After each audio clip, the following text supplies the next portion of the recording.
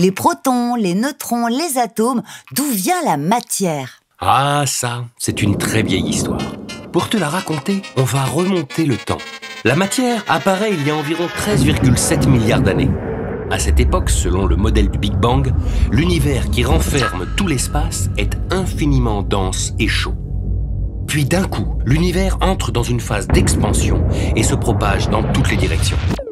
Et il y a déjà des galaxies et des planètes? Rien de tout ça. Au tout début, l'univers ressemble à une soupe uniforme, composée des particules les plus élémentaires connues, comme par exemple les électrons, les quarks ou les photons. L'univers gonfle rapidement, un peu comme un ballon, et la température diminue en même temps. Mais qu'est-ce qu'il se passe quand la température diminue? Plus la température diminue, et plus les particules arrêtent de s'agiter. Environ une microseconde après le début du Big Bang, la température est d'environ 10 000 milliards de degrés. Elle a suffisamment diminué pour que les quarks commencent à s'associer par 3 pour former les protons et les neutrons. Ah, ça commence.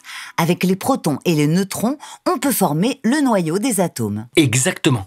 Les noyaux d'hydrogène sont déjà formés. En effet, ils sont constitués d'un seul et unique proton. Entre 3 et 20 minutes après le début du Big Bang, quand la température passe en dessous de milliards de degrés, les protons et les neutrons s'associent pour former les premiers noyaux de deutérium, d'hélium et de lithium. C'est ce qu'on appelle la nucléosynthèse primordiale. Regarde, on peut enfin commencer à remplir le tableau périodique des éléments ou tableau de Mendeleïev. Ok, on a les premiers noyaux. Et après? Après, il faut patienter un peu. 380 000 ans après le début du Big Bang, la température de l'univers descend à environ 3000 degrés Celsius. C'est suffisamment froid pour que les électrons s'agitent moins et se lient au noyau déjà formé. Résultat, les tout premiers atomes d'hydrogène, d'hélium et de lithium apparaissent. Oui, mais il en manque encore beaucoup. C'est parce que la création de nouveaux éléments marque une pause pendant près d'1 milliard d'années. Durant cette période, d'immenses nuages de matière se concentrent sous l'effet de la gravité pour donner naissance aux premières étoiles et galaxies.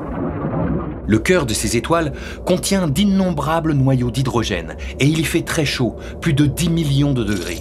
C'est si chaud que les noyaux d'hydrogène fusionnent pour créer des noyaux d'hélium.